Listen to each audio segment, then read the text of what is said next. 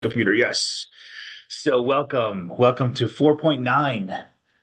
It is called the antiderivative. We don't need to start these hard. Do we? Yes. We skipped 4.8. I think we said 4.8. Yeah, all right, sitting in front. Probably. Wow. Ooh, guys. Yes. Yes. Eyes on us. Need more accessories for it. Thanks. Awesome. So let's go with it. So we know this here. We know with the screen still being funny. Like that better? Oh, Like that a little bit better. Okay. It should formulate itself here. Just a second here. Doo, doo, doo, doo. Its own is trying to. Is that weird? Getting worse. Right. Yeah. Okay. That's kind of as good as we're gonna get.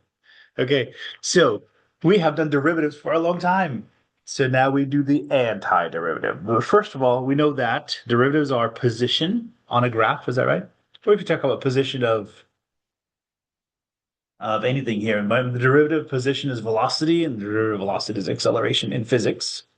If we go the math route, it's position anyways, fart, to start off with. And then we go to slope, and then we go to concavity, which we learned last time. We took a test on it last time too. And so now we go the other way. Now, as we go the other way, you'll see some interesting things that happen. That's what we want to be mindful here. So, got to write down a definition, of course. And then I need you guys to take a derivative. Of course, they're going to be easy. That was just to sort of begin with. That's just a quick introduction. Cool. All right. So let the lesson begin. So this is not that important as opposed to just the title itself. There's our definition. Definition of a function f. Now we're going to use capital letters as well. That's interesting too.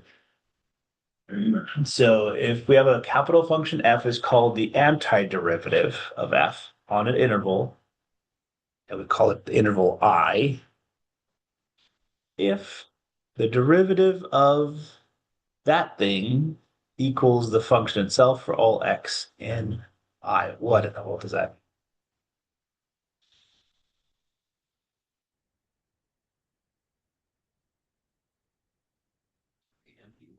mean? Mm-hmm.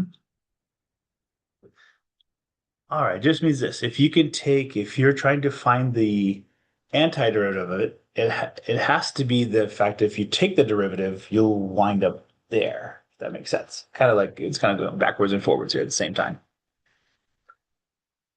It's the function as long as the derivative is that of that function. Let's do an example. Because definitions is one thing, examples, super cool. So find the derivative of this guy. Oh, 10. Let's go with 10. And here's a weird thing about antiderivatives. What is the derivative of x squared plus 10? Thanks. 2x. Okay. That's easy enough. What is the derivative of 2x plus 15? All right. Oh, weird. Okay, so hold on. One thing that we just learned is if we go backwards, we're not going to get one function only. We're going to get how many functions? An infinite amount of functions. So going backwards here. And what's the problem? Problem is that it's the constant function, right? Because constant functions always go to zero, right? So you don't know if it was a 10, you usually know it as a 15, a 25, negative 58, whatever, right? We don't know what that function was. Okay. But let's see. Let's do some other ones here. Oh, it could be a zero. Let's do C. What's the derivative of x squared? Still 2x. It's still the same thing. We good? Here's our problem. So the constant could have been zero. We don't even know. Now, it has to only be the constant, true?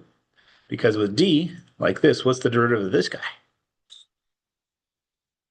Yes, 2x plus 1, because the x, soon as you have x in there, you know you have something other than 0 for the derivative. So it's the whole concept of the constant. is our problem. This one would be 2x plus 1, and that's not the same thing, but this right here was all the same derivative. Okay, so how are we going to do this? Let's write a little theorem for it then.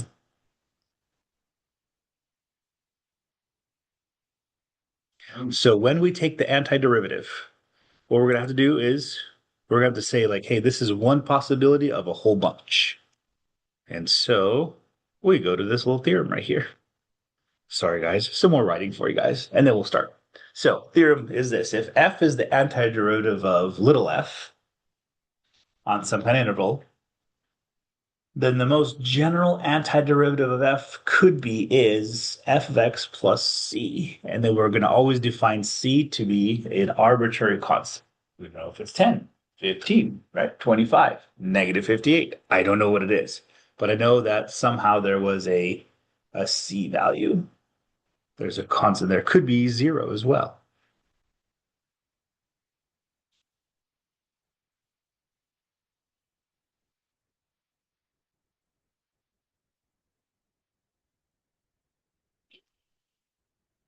All right, I'm going to test your derivative skills and your antiderivative skills here.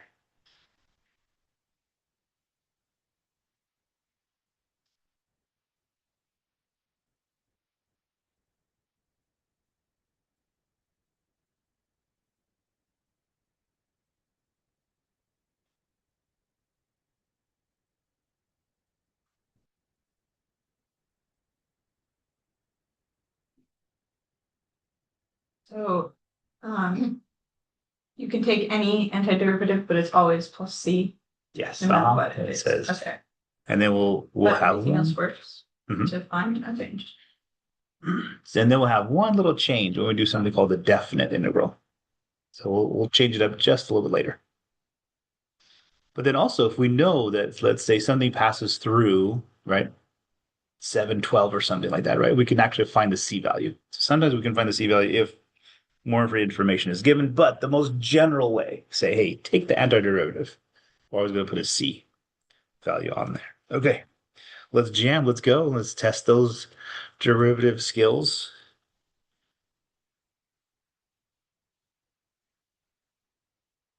Find the antiderivatives of this guy. All right, we're sophisticated. We can start with a trig function now. I need to know the antiderivative. So little f, we're going to label as our function. We're not going to put prime on it, right? Because that's the derivative. So according to our definition, what we're going to do is we're going to put a capital F. So lowercase f. So guys, what is the antiderivative sign? Aha. Cool. Okay. So do you guys remember this? So the derivative of sine is cosine, and the derivative of cosine is negative sine. We're good? Derivative of negative sine is negative cosine, and then the whole thing starts repeating itself all over again. Is that right? So if we're going to go, this is the derivatives go down, and then the integrals go up. So then again, it repeats itself here, right? So after that, if we want to do one more, there's the derivative, antiderivatives go up. So sine of x is here. The antiderivative of sine of x is negative cosine of x. Are we good? No, we're not.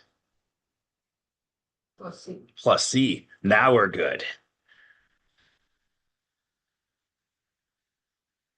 All right, of course, let's do an easy one here. Let's see. How about this? All yours here. I need to know the antiderivative of cosine.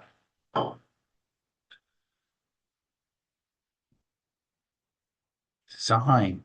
Absolutely. In fact, do you guys have your derivative charts in front of you? Do you guys have derivative formulas?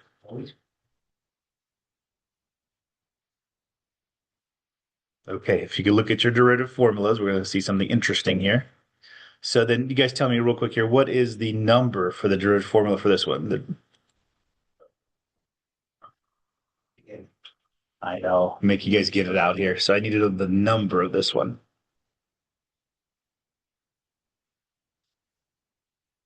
13? I don't know. I'm just, as long as you guys agree here.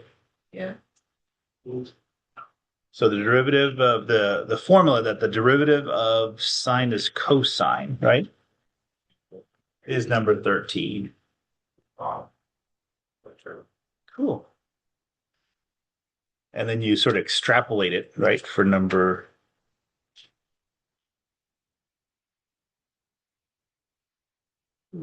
Right.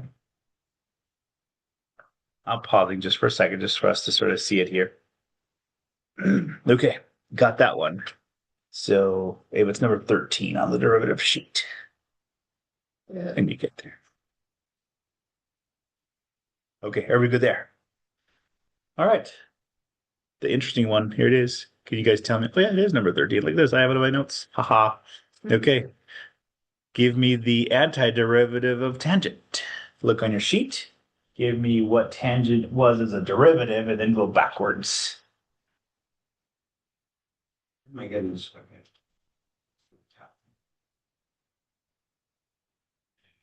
If there's anyone that's just interesting.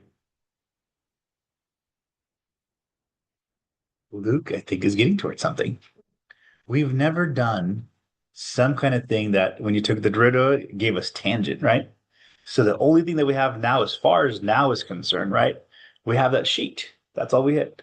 We have a sheet that says that's the derivative. We go backwards up from the level here. So guess what? For the C, we don't know yet. We're good? We don't have a formula for tangent yet. We might have to develop it, but we don't know it yet. Cool. Okay. And then you have yourself a quotient rule, and then we get all complicated, right? Okay, man, what's happening here? Okay, how about this one here? You guys should find this one in a sheet though. Secant squared of x.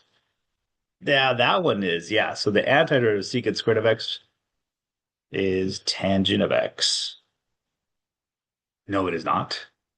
Plus C. Plus c, all right.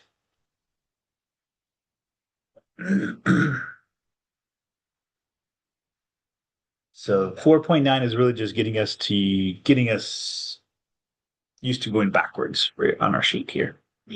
Okay, let's get more difficult. How about power rules? Oh gosh, it's all these rules that we learned for derivatives. We're going to have to undo them or go the opposite way. So here it is, power rule. What is the antiderivative of 2x? And then how do you go backwards? We did it before, right? We know it's x squared. Squared plus. Yeah, but how would you go backwards? What's the process to go backwards now? Well, it's power. Okay, you add a power. Divide by whatever the power can be. Perfect. Okay, so to take a derivative of power rule, remember, take a derivative, what we do is we scoot the power in front, is that right? And we subtract one from that power. We're going to go backwards. We're going to add one to the power, and then we divide. Let's do that here. Let's see. Here it is. It's going to be this. Add one to the power. So if this is the derivative, we're going to add one to the power and then divide by that new power that we just made. We good? So it's the exact opposite process. Okay, some more power rules. Here it is. Ready? Mark it, set in.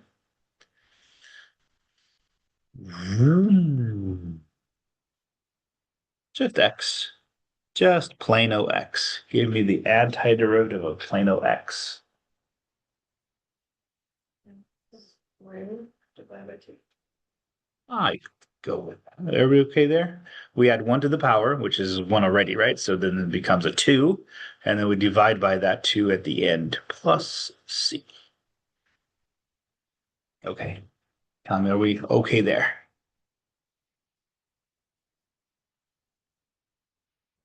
All right, so let's go any arbitrary power here. So I'm going to go like this. Next one on the list.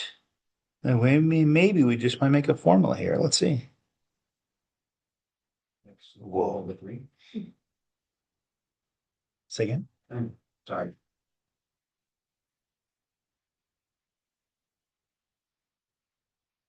That's to fit for the 5. Yes, correct.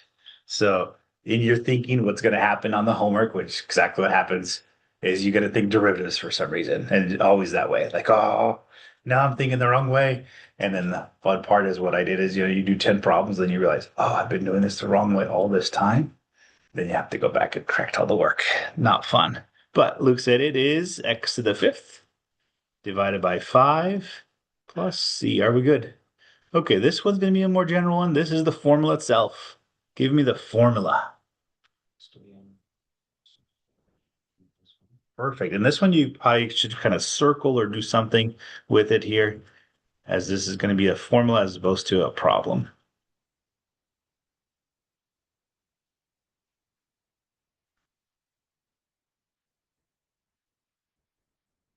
I don't know. Also, students come to me and say, like, Mr. Yu, I actually like the integratives a lot better than I did derivatives.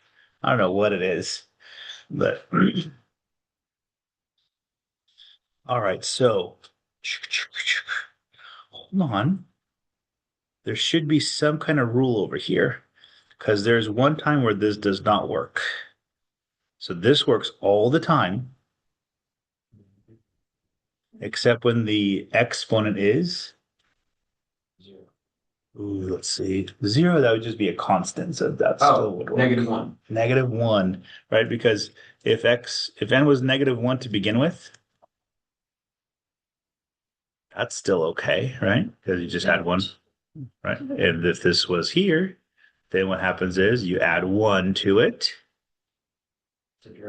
and then that's what happens. Are we good? And we got ourselves a problem. Okay, so we're gonna say, hey, that power works all the time except when n is equal to -1.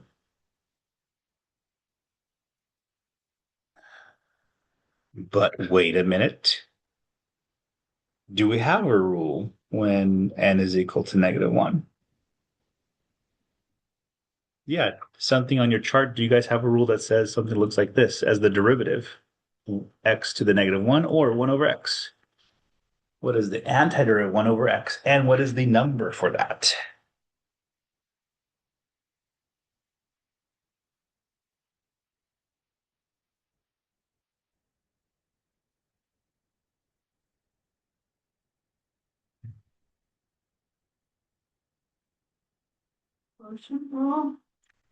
Uh-uh. Yeah, so we're not looking for processes, right? We're just looking for derivatives from one to the other, right? 11. The derivative of ln of x. Do you guys remember that one? The derivative of ln of x, number 11. And the only things we had to do is we had to just make sure that x is positive because ln can't take values of negative values. Ooh, okay, so that's number 11. The derivative rule for number 11 is ln of x is equal to 1 over x. We just went backwards on it. That's all.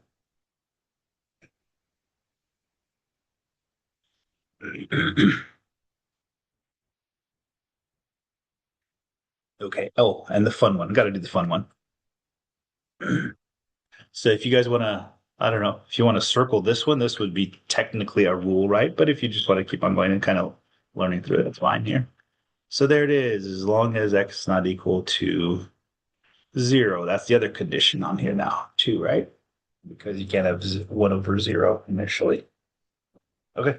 How about this one?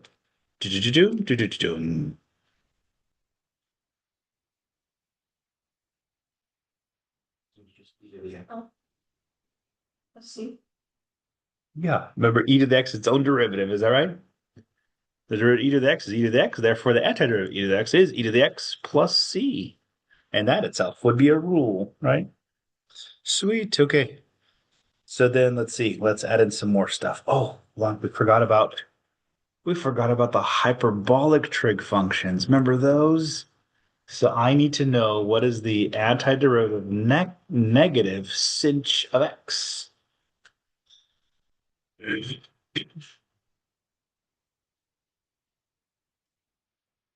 Negative. Yeah, it's just And then give me the number as you use it. Oh, Yes. Oh, yeah. Negative, Uh-huh. 25. 25. Okay. It'll be negative, and I just stuck the negative in there just to make it a little more difficult for you guys, right? But the antiderivative, so the derivative of, is that right? The derivative of cosh of x is sinh of x with a negative in front. Therefore, we just get ourselves a little plus c at the end. All right, that's k. We're coming along. We're going along. Okay, how about this one here?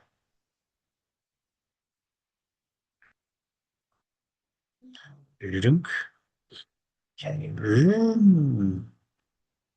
That was just the derivative for the sinh formula, so they go backwards here. Okay, boom, boom, boom, boom. This one, oh boy.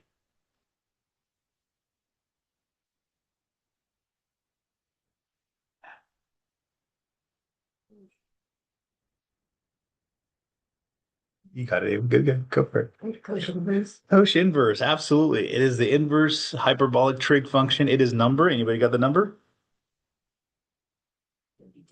32. Okay. 32 is good. 32. I have it in my notes as well. That's cool. Okay. 32. Then I wanted to see something off your chart. Hey, can I see yours just real quickly?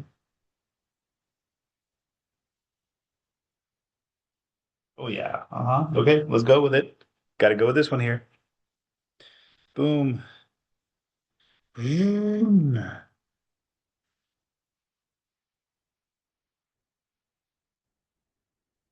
All right, what is this? Getting off your chart, seeing where it is. And Dan, which number? 21. Everybody okay? Everybody agreed? 21, and it is tangent inverse of x. Okay, the crazy one. Let me write it in here. We're going to do n later on, but this will be n. N. Okay, how about this one? F of x is equal to 1 over 1 minus x squared. Craziness. Yeah, there's two different ones. Isn't that crazy? There's, what are the two numbers? tangent inverse. Mm-hmm. And it is number, I think, 33. Is that right? 33. Perfect. It is. Sorry, it's this one right here, right? It's the derivative of that. It's hyperbolic tangent. Is that right? Inverse plus c. Or that is so weird, guys. They gave the same exact derivative.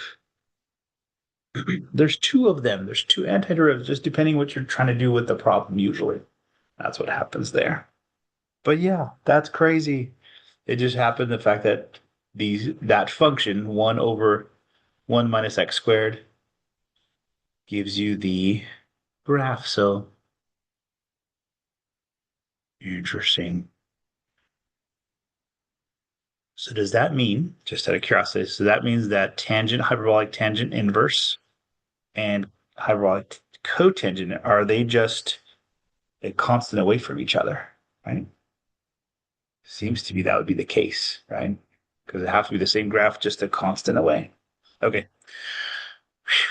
Now that we got the pieces together, now let's put the pieces together into a whole entire function here. So I got this plus this over that. Oh, Mr. Ajeev, what do you try to do? So the only thing is,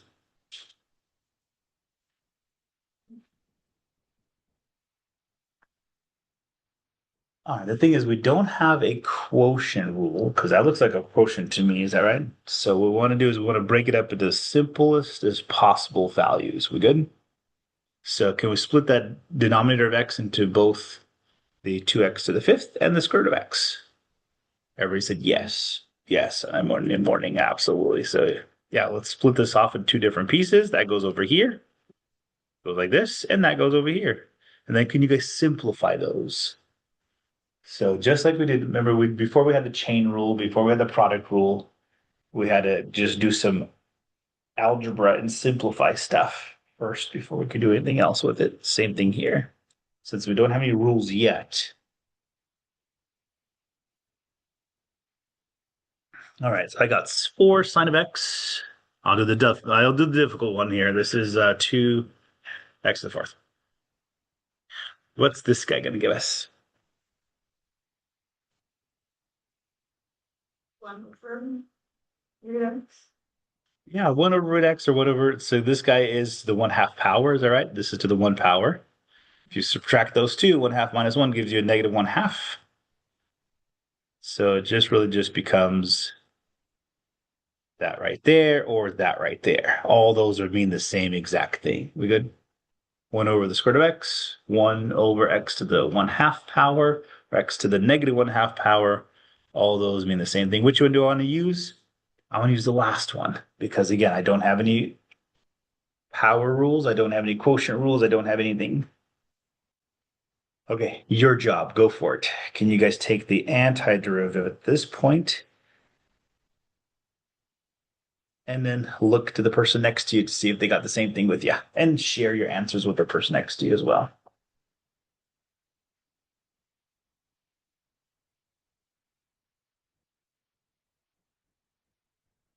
Did you guys do the math league test competition thingamajiggy? No. With Miss V. Yeah, uh-huh. Was that announced or something like that or no?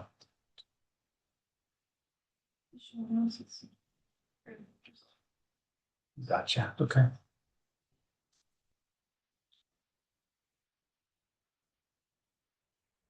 All right. Again, work with the person next to you. Check answers with each other. See if you guys agree. If not, battle it out. And then from there.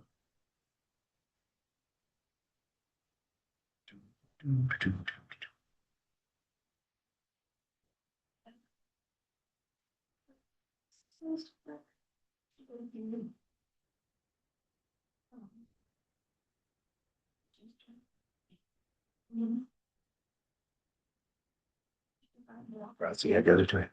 Just adding. Getting the stuff. Do you like that? It is best. Yes, there it is. You got one. All right. Okay. Just then, just add one from the palette and divide by whatever. Okay. Because you don't care about the, what's it called, the. Okay. So good. Okay. All right, guys. Let's go with it. So I'm going to go with derivative of sine, Negative cos. negative cosine. So I got a 4 negative cosine. And then we use the power rules over here, right? We're going to add 5 to the top and then divide by 5. So how about 2? Now, we did that before, right? 5, 5. From sine to cosine. So that I would agree. Okay. And then we got the negative 1/2. So we got a minus sign, a negative 1/2 plus 1 makes a positive 1/2. Is that right? So then we have a positive 1/2 here. But then we divide by 1/2. So we have to flip that over.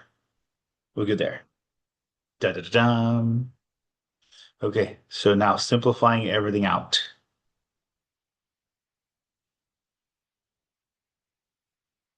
Letting you guys write it down first here, though. Those that need to write it down. Okay, Karis, I can get it for you quicker. Yeah, okay. All right. And let's see. The only thing I would, yeah, the negative goes in front with the 4, obviously. There. This is fine the way it is. This little 1/2. What should we do with the bottom 1/2? Get it too. We get a 2. Flip this over. Is that right? Technically multiply by 2 here, 2 here. So you get a 2 on top. So final answer here. Oh, don't forget the plus C. Sorry, I forgot. Okay. So negative in front with the cosine. This stays the same, and this flips to a 2 to the x. 1/2. Are we good with that? No, we're not. Let's see. Plus C. Now we're good with it.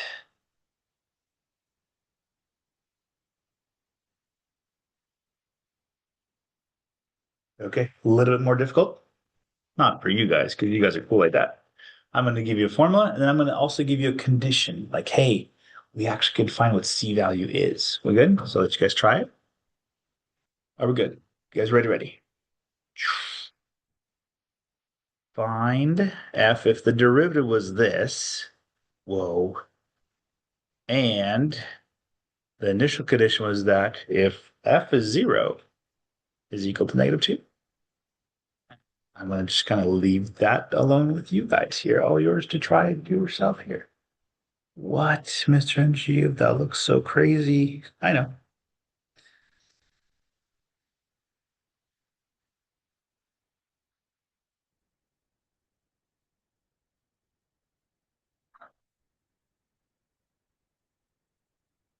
And all these you have done before.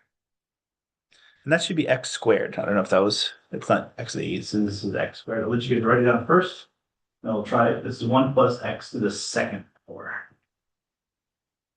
So again, I suggest this. I suggest do a little bit of algebra to simplify it out just a little bit, especially with that little -1 exponent. It looks complicated, but you should sort of see it like, oh, that's easy. I got you.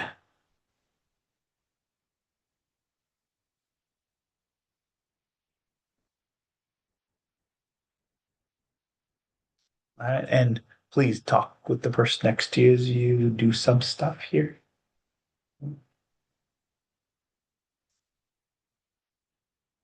Is that x to the e? X to the 2. It's a 2 power.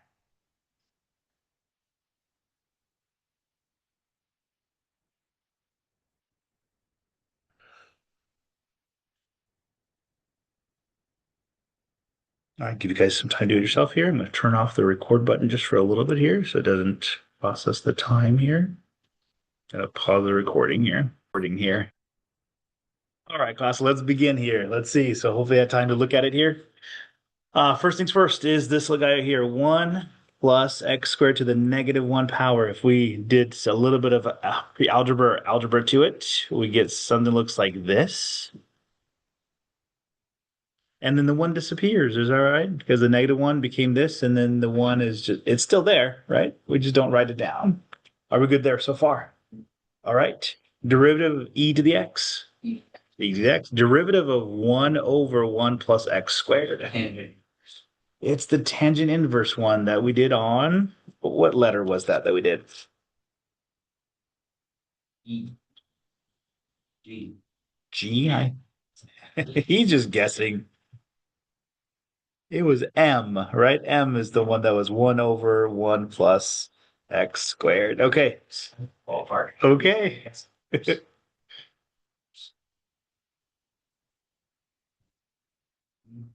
pretty sweet.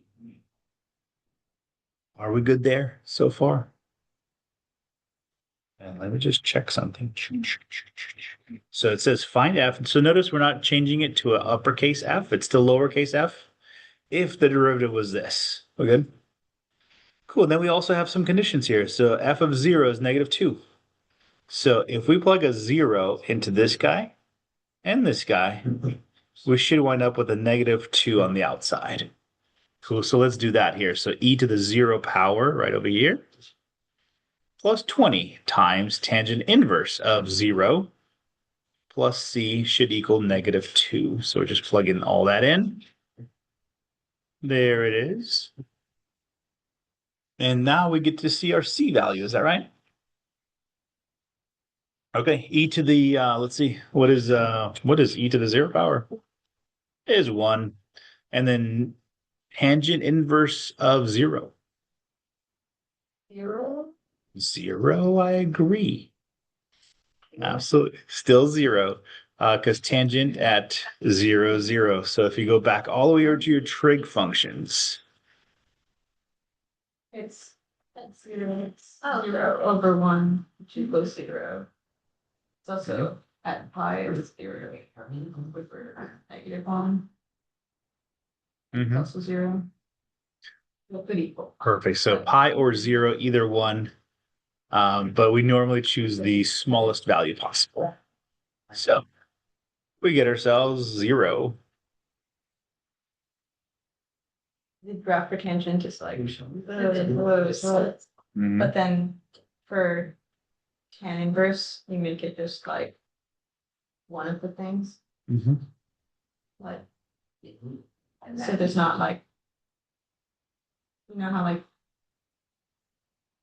so if you explain.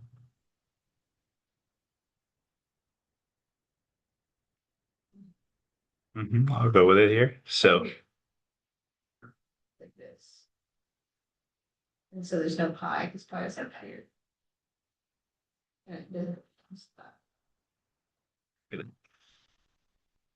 that's the regular tangent version. Is that right? Do you guys remember doing tangent inverse where we have to knock this out and knock this out? We can only have this one right here. So then tangent inverse, if we go backwards, so technically it's over here, but if we went x goes to y, that would be tangent, right? And the tangent inverse, you go backwards here. You say if this was this, what would x be? That would be tangent inverse. In this case, at 0, it's still 0. So we get 0 here. So C value is? -3. -3 is good by me. All right, so then we actually have a function now. We have a function. Yes, I just want to make sure you were confident of it. There it is. We good? So we do have to plug it in order to figure out what the value is.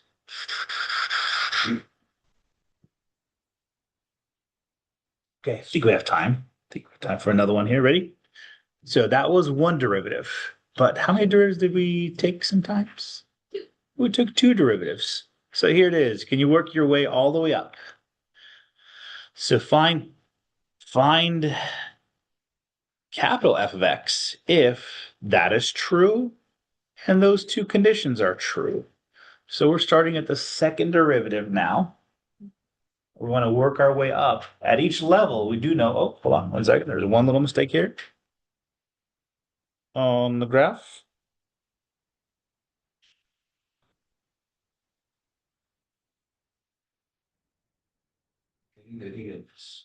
No, I think it's still good, and I think it's still correct. Okay. All yours here. Should I let you guys explore? I think maybe. Let you guys explore for a couple of minutes here. So I know 2 conditions. I know that f of 0 is -9 and f of 2 is 15.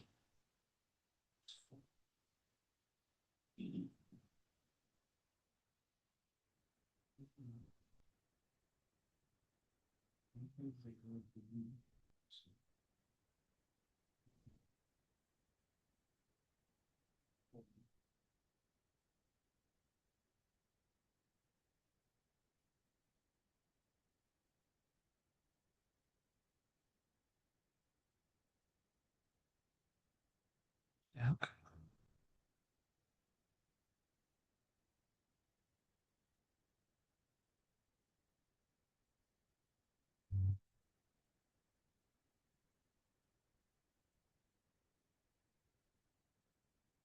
All right, and again, talk with the person next to you once you figure out the first antiderivative. Let's make sure that the person next to you is on the same page and you guys are good together.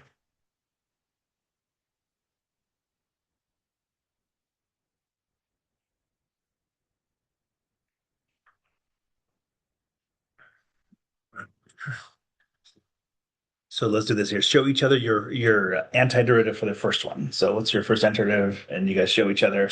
Make sure that you guys are all on the same page here. This. You're the 2. And the other person has to agree. If they agree, that's a good thing. Um, it's like 2 times x to the 0, which is 1. So and then 0, 6. So she says you divide by 2 and add a power. Yeah. All right, sounds good.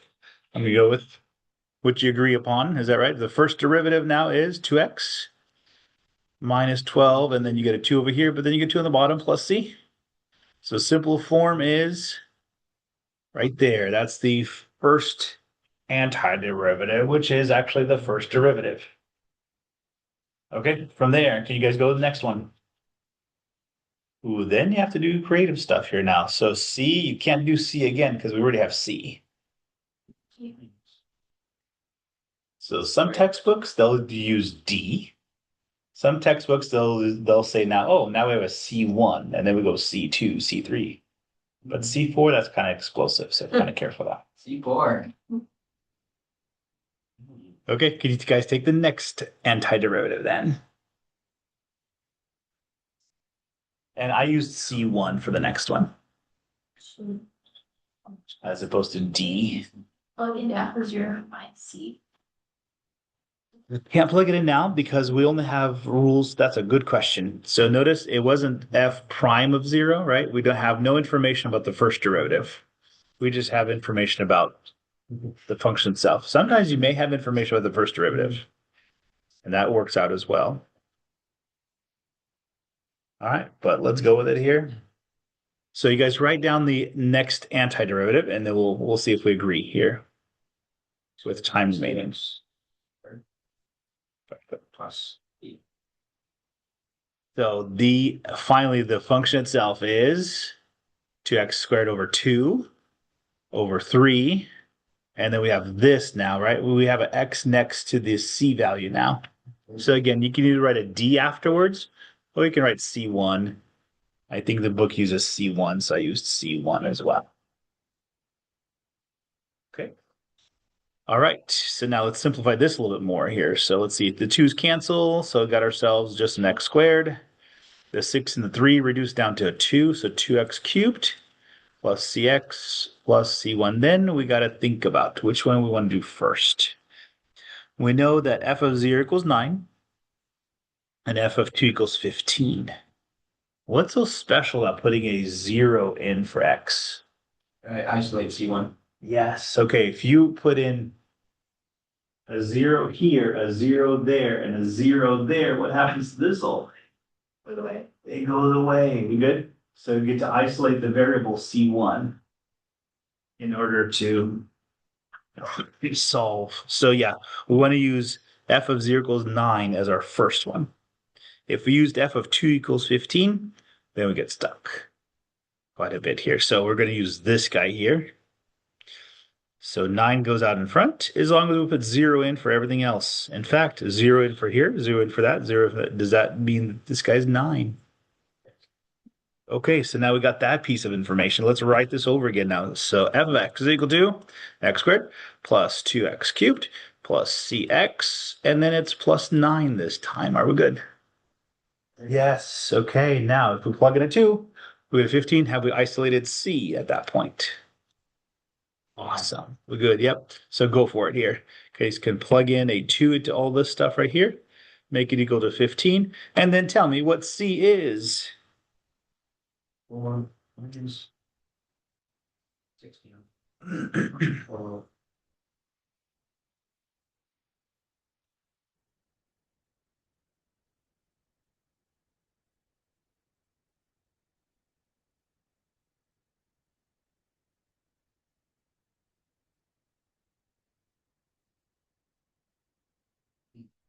C them.